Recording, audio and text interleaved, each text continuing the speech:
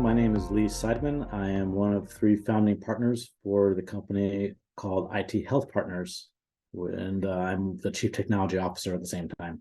IT Health Partners is a healthcare-centric managed service provider located in Connecticut. Our security stack is probably not too different from others, where we have an EDR, an MDR product, SIM, things of that nature. And we use ThreatLocker as that one extra component for ring fencing that we cannot find in any other product out there in the market.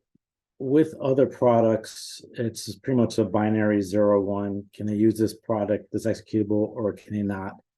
Whereas with ThreatLocker, which we found a really proprietary piece that's unique, is that we can give them, instead of 0-1, 0, 1, 2, 3, 4 type of thing. So 0, they cannot use a product. 1, they can use the product, but it can only do local stuff without going to the internet. 2, it can go to the internet, but maybe not go into, say, PowerShell. Things that the application has the ability to do, but maybe people should not. It just is not designed with security in mind. ThreatLocker allows people to use an application, but in a way that does not go exceed what they might be using it for on a regular day-to-day basis. ITL Partners has to help enforce the HIPAA requirements. Not too much PCI pieces, but really a lot of it is HIPAA based. So where's the data? Who has access to it? What's the data props contain? Where's it going? That kind of stuff.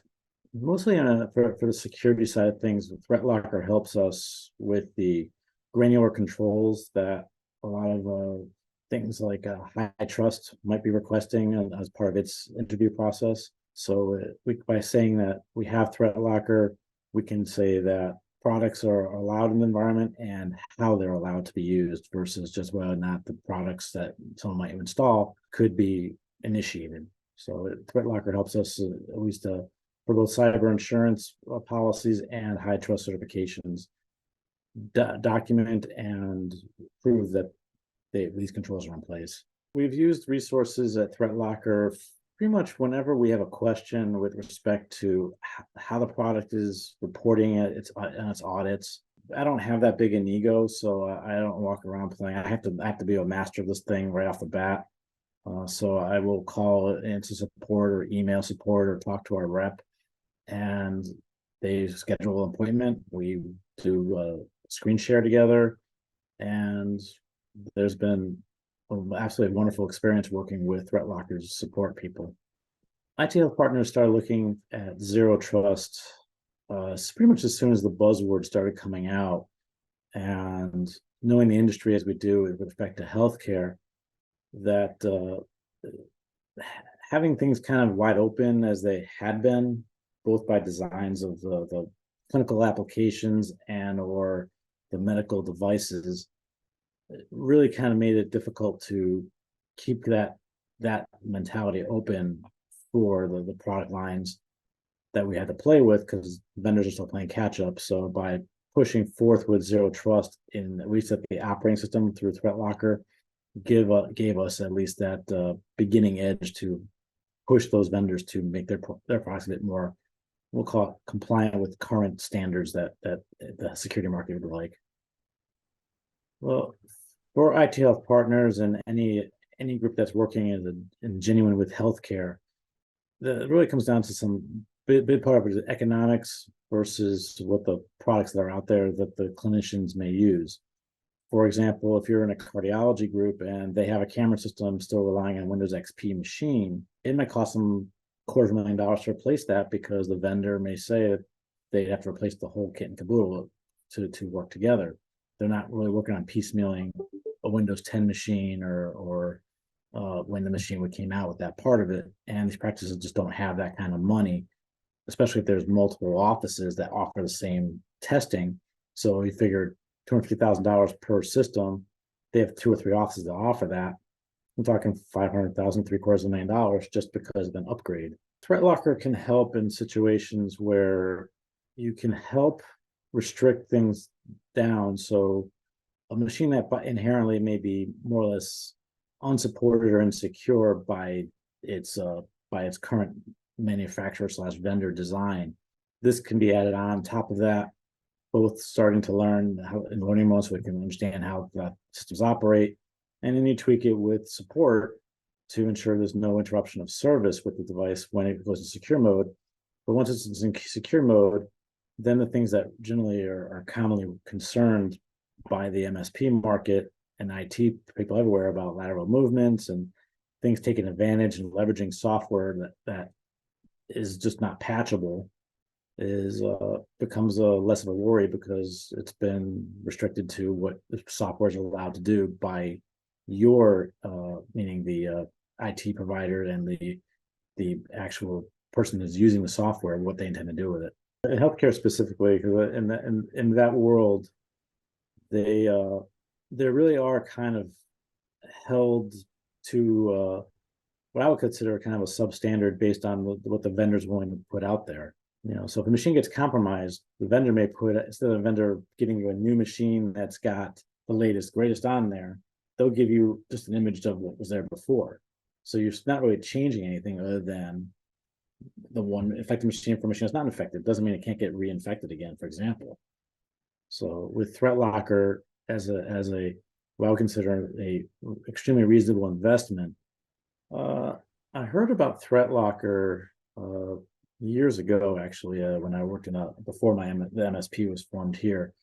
Heard of them, and it was kind of more of I guess, the infancy of where things were going and the zero trust stuff.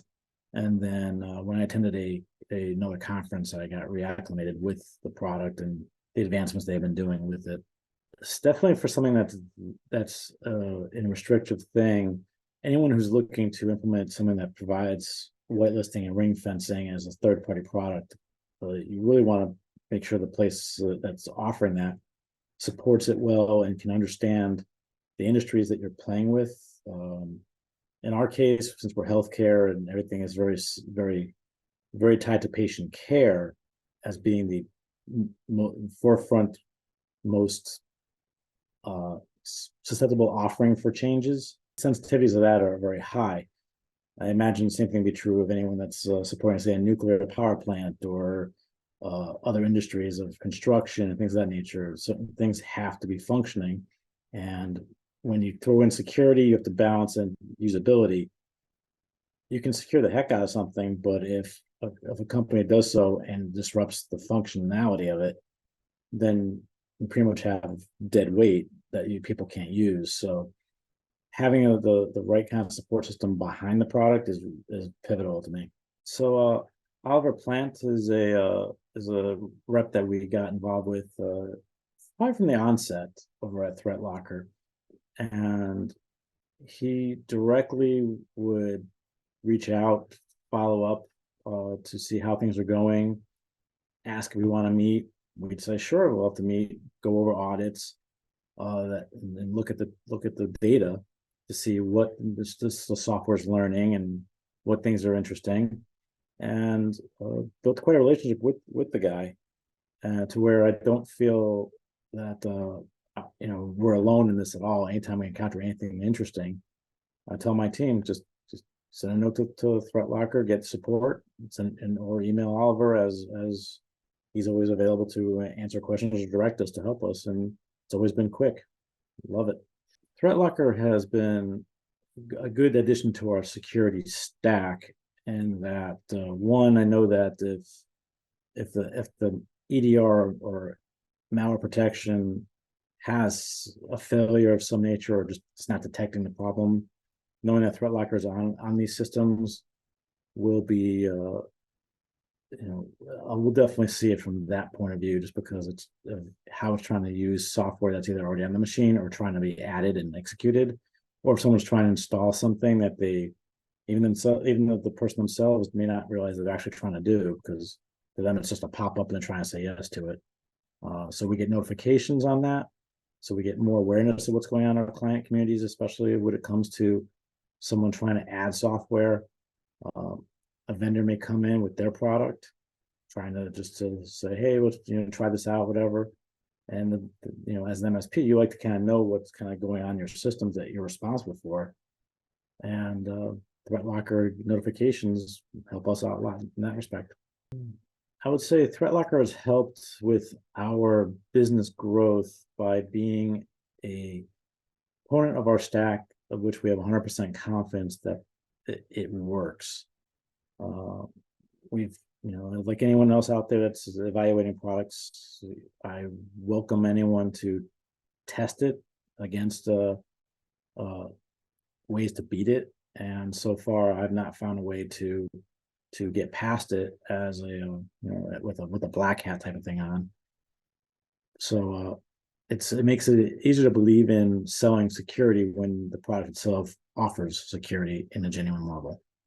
A lot of times, we recommend when we implement the ThreatLocker into our client base that we give probably a good month of machines in learning mode and working with the cyber hero team at ThreatLocker to review those audits, to take a good idea of what the software is seeing and detecting as possible something that might need further deep analysis investigation to make sure it's not disruptive when the machine's going to protective mode and prohibits activity. But for the most part, I'd say again, like I mentioned in a previous comment, this offering of security really in a genuine manner really helps some of our clientele, particularly the ones that are more conscientious about the product or about the topic, aka the paranoid ones. It helps ease their minds better than because you can offer proof that thing is actually doing what it's advertised to be doing.